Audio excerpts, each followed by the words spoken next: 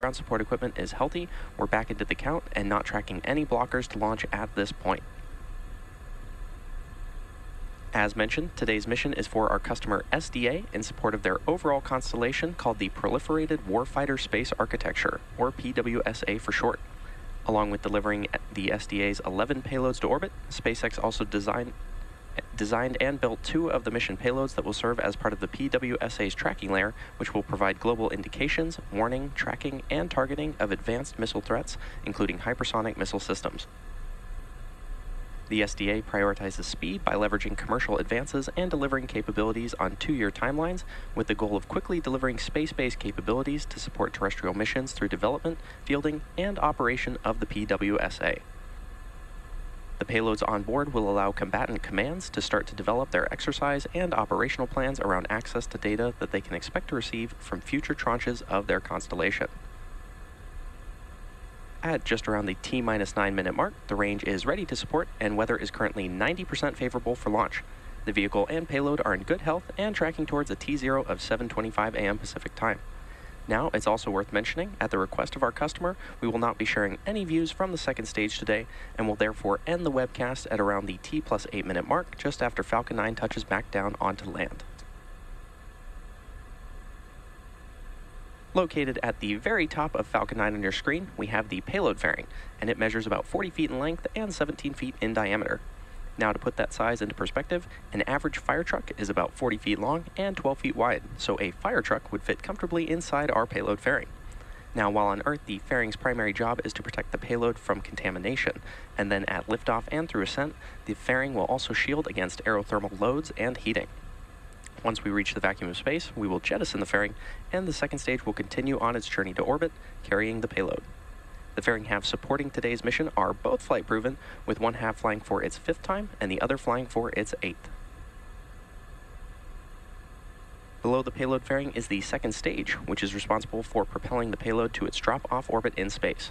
Now, not only does SpaceX's second stage look similar to the first stage, which is the larger stage below, it also has the same diameter, uses the same metal in the tanks, same computers, same propellant, and nearly the same engine. And this allows us to use similar tooling, design, and systems, which results in greater efficiency and reliability. The first and second stages are connected by the black inner stage, which houses the pneumatic pushers that allow stage separation during flight. The inner stage also houses the second stage engine, called the Merlin vacuum engine, or MVAC engine. Moving down the rocket, the bottom 2/3 of the vehicle is the first stage and is the primary part of the rocket that gets reused multiple times. At the very bottom of the first stage are 9 Merlin M1D engines that accelerate the vehicle through the Earth's atmosphere and help it land back on Earth following stage separation. The first stage supporting today's mission is flying for its 13th time today and will be attempting to recover the booster back on land at Landing Zone 4 at Vandenberg. And if successful, this will mark our 222nd overall successful recovery of an orbital-class rocket, including both Falcon 9 and Heavy first-stage landings. If you're not too familiar with what getting to orbit actually means, in order to get the rocket and our payload into orbit, the rocket has to not only go up really fast, it also has to go sideways. As we ascend, we tilt the engines, the technical term for that being gimbling, and that turns the rocket horizontally. We're still going up, but now we are also heading horizontally away from the launch pad, and this is what we call a gravity turn.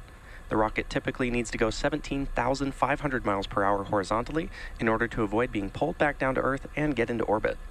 And to help demonstrate this concept, imagine firing a cannon from a really high mountain.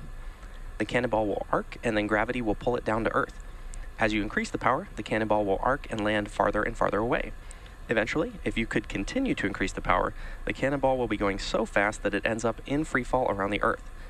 Gravity is still pulling down on the cannonball, but it's going so fast it never actually hits the ground. And this arc, which constantly misses the Earth, is called an orbit. So when we get to liftoff today, watch the orientation of Falcon 9. You'll see we go straight up until about the T+10 second mark, at which point we begin that shift in orientation so that Falcon 9 can go sideways really fast. Be sure to keep an eye out for this in just a few minutes.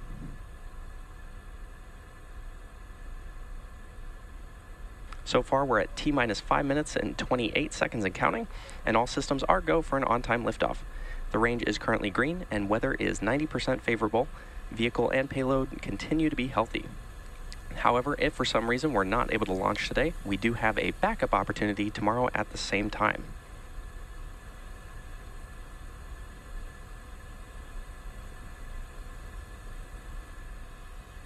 Coming up next, the truss structure next to the vehicle, known as the transporter erector, or TE, will start to retract. The transporter erector is used for rollout and to route propellants and electrical power to the vehicle in preparation for launch. And in preparation for retraction, the TE clamps will open. Those clamps are located just below the payload fairing. The transporter erector will then pull away from the rocket slightly, and then at T0, hydraulics pull the transporter erector even further away from Falcon 9 as it lifts off. And we should see those clamp arms beginning to open just below the payload fairing in about 10 seconds from now.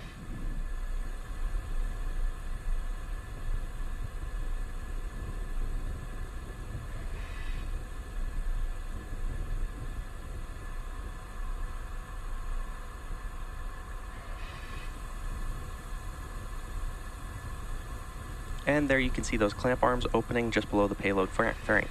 At this point, you may have also noticed the white clouds around the outside of the vehicle, and those clouds are completely normal.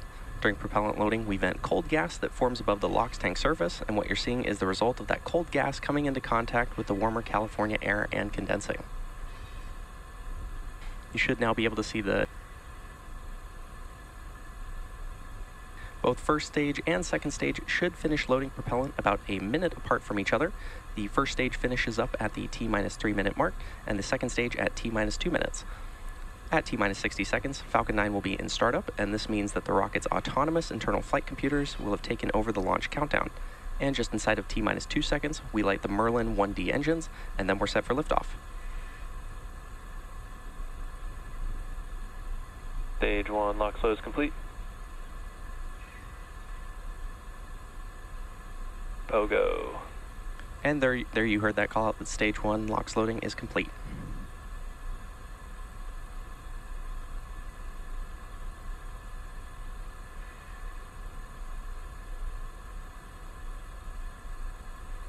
The SDA Tranche 0 payload continues to be healthy, and the Falcon 9 team is currently tracking no issues on the rocket, so let's continue to listen in to the terminal count.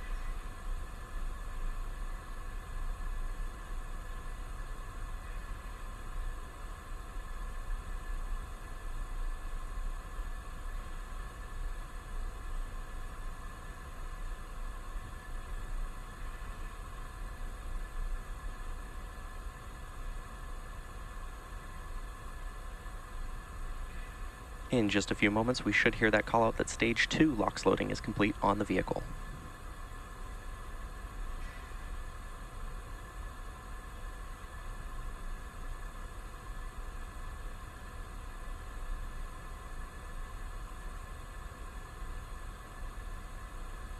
Stage 2 LOX load complete.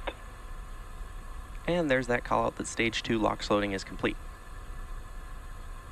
Coming up at the T-minus 1 minute mark, Falcon 9 will be in startup, and this means that the vehicle's flight computers have taken over in preparation for launch.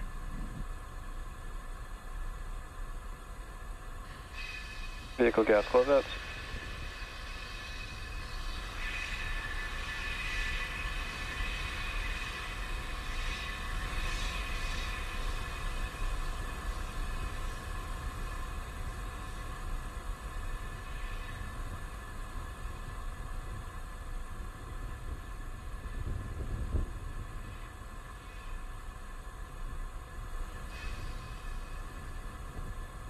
Falcon 9 is in startup. And there's that call out that Falcon 9 is in startup. Next will be the final go given by the launch director.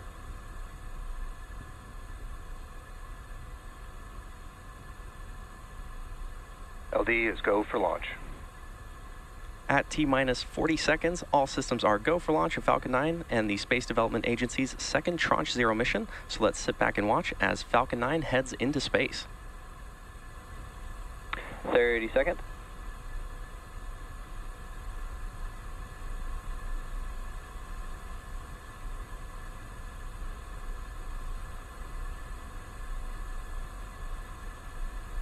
Tank press from 15 seconds.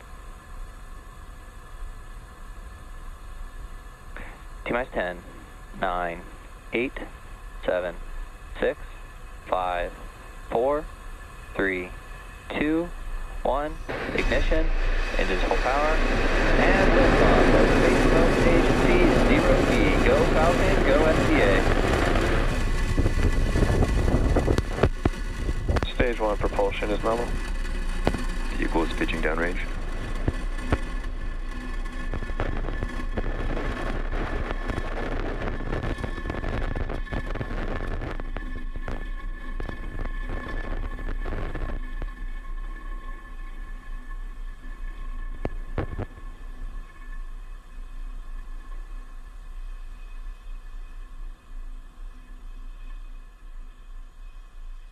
We're now T plus 40 seconds into the Space Development Agency's second Tranche 0 mission. Stage 1 Power and throttle down. telemetry nominal. Falcon 9 has throttled down to prepare for max Q, which should occur within the next 30 seconds or so. And max Q is the point at which the vehicle experiences the greatest amount of aerodynamic pressure as it ascends through the Earth's atmosphere. Falcon 9 is supersonic.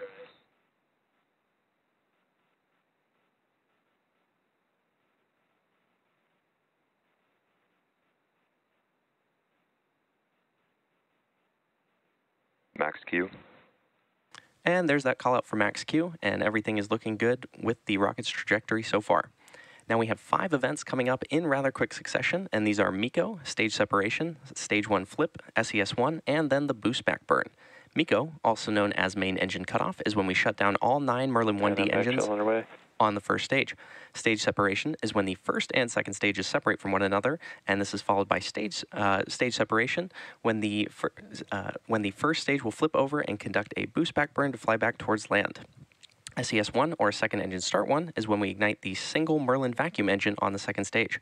Now, as a reminder, we won't be showing any views of our second stage today at the request of our customer.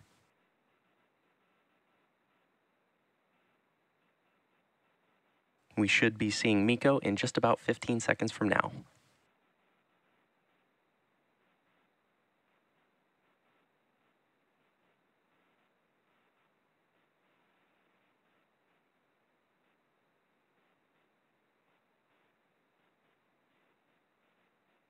And MECO. Stage separation confirmed.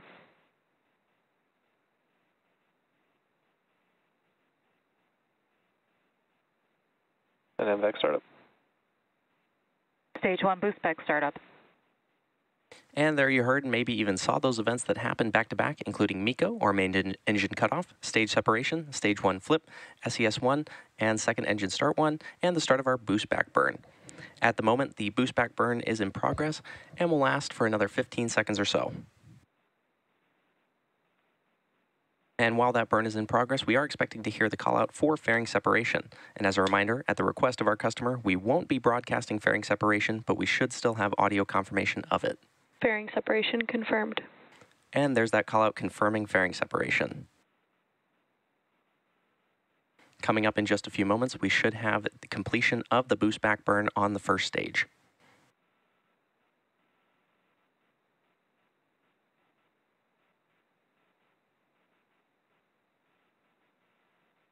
Stage 1 boost back shutdown.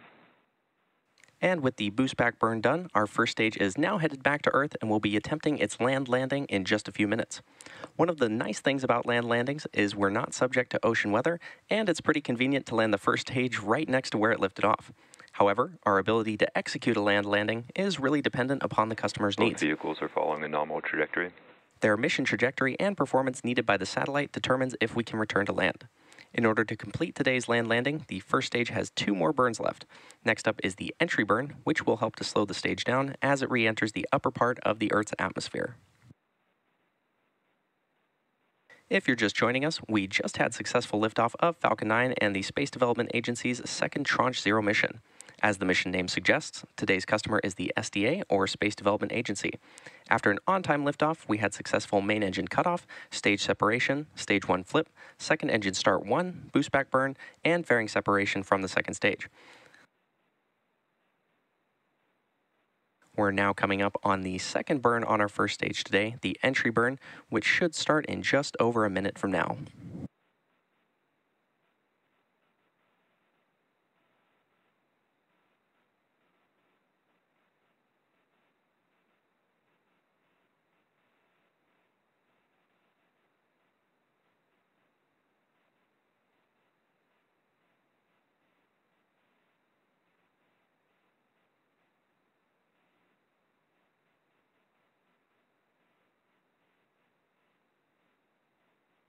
You're currently seeing live views of our Falcon 9 first stage as it descends back to Earth, and from time to time, some of these views may show the hypersonic grid fins. Not currently on your screen. These hypersonic grid fins help steer the vehicle during descent as we re-enter Earth's atmosphere. Signal, Baja, Mexico.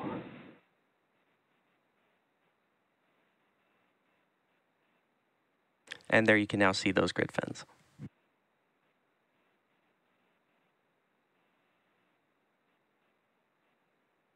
Coming up in just a few moments, we should have the Stage 1 entry burn startup.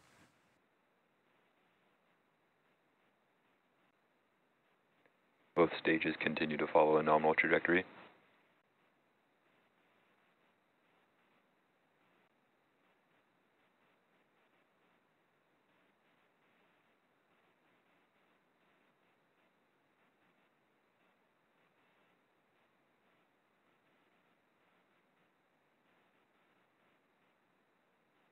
Stage 1 entry burn startup. And there's that call out for the Stage 1 entry burn startup, where we light engines at the bottom of the Falcon 9 first stage as it descends back to Earth. And this burn will last just a few moments. Stage 1 entry burn shutdown. And Stage 1 FTS has safed. And there's that confirmation of Stage 1 entry burn shutdown.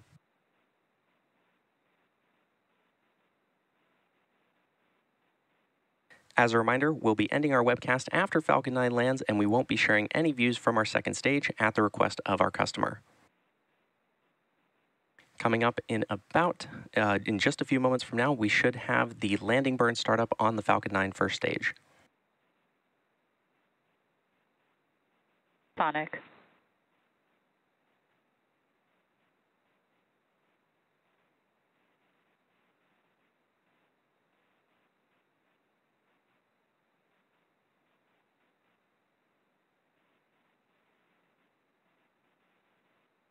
Stage 1 landing burn.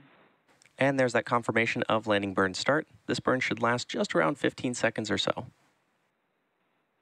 Stage 1 landing leg deploy.